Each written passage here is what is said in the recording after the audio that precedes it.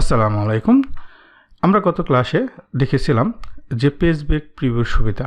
আমরা আজকে ক্লাসে দেখব হচ্ছিল প্রিন্ট এরিয়া। এই পেজ লেআউটে আমরা মার্জিন শিখে ফেলেছি, ওরিয়েন্টেশন এবং সাইজও শিখে print area, set print area.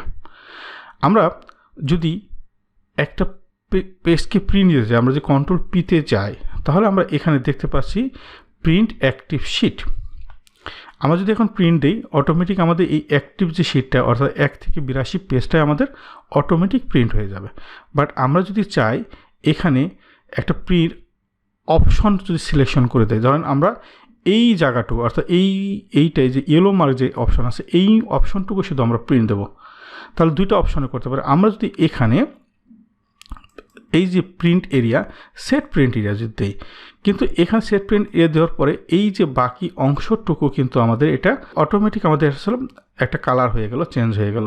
এখন আমরা যদি এখানে কন্ট্রোল পি দেই এবং কি এটা কি অনলি পেজ 1ই দেখাচ্ছে, এই দেখেন এখানে ছোট্ট করে লেখা আছে পেজ 1। আমরা যদি কন্ট্রোল পি দেই, আমরা এই দেখতে পাবো প্রিন্ট প্রিভিউতে আমাদের টোটালি শুধু আমরা যতটুকু সেট করেছিলাম ততটুকু। তো অনেক সময় আমাদের দরকার হয় যে আমরা যে ডাটাটা থাকবে আমাদের সেটা নর্মাল মোডেও থাকতে পারে, যে নর্মাল মোডে আছে, বাট আমরা এই নর্মাল মোডে থাকা অবস্থায় যদি আমি এখন প্রিন্ট দিতে চাই, আমরা কি দেখতে পাবো আমাদের এইটুকু আসবে। যে আমাদের এখানে পেজ ব্রেক প্রিভিউ থাকুক, পেজ লেআউট মোডে থাকুক কেন, আমরা নির্দিষ্ট একটা জায়গাকে ধরেন আমরা কি এটাকে যদি এখন প্রিন্ট এরিয়াটাকে আমরা যদি সেট প্রিন্ট এরিয়া আমাদের এটাকে করি, বা আমরা যদি এটাকে অটোমেটিক প্রিন্ট এরিয়া আছে ক্লিয়ার প্রিন্ট এরিয়া দিই, তাহলে আমাদের এখন কন্ট্রোল পি দিই, তাহলে আমাদের কিন্তু এটা আসবে না। বাট আমরা এই ইয়েলো মার্ক থেকে আমরা যতটুকু সিলেকশন করেছি এই জায়গাটুকু আমরা সবসময় প্রিন্ট দিতে চাচ্ছি নির্দিষ্ট একটা জায়গায়, সেখানে আমরা এখান থেকে সেট প্রিন্ট এরিয়া করে নিতে পারি।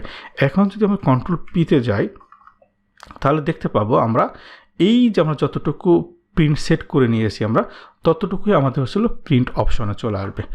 এখানে আমরা এই ক্ষেত্রে আরেকটাভাবে কাজ করতে পারি। আমরা ধরেন এটাকে আমরা print area clear print area আমরা দিয়ে দিলাম, এখন আমাদের ওই অপশন নাই।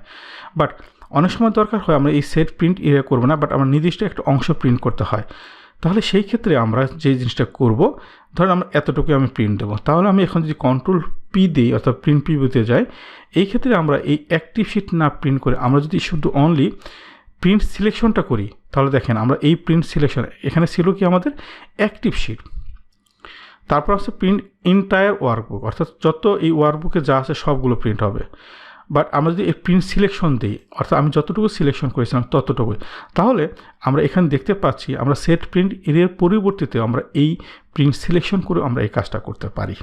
তাহলে আমরা এখানে বুঝতে পারলাম যে আমরা কিভাবে একটা সেট প্রিন্ট এরিয়া করব এবং প্রিন্ট সিলেকশনটা আমরা কিভাবে করতে পারি। ভালো করে বুঝতে পেরেছি আশা করি। Happy learning.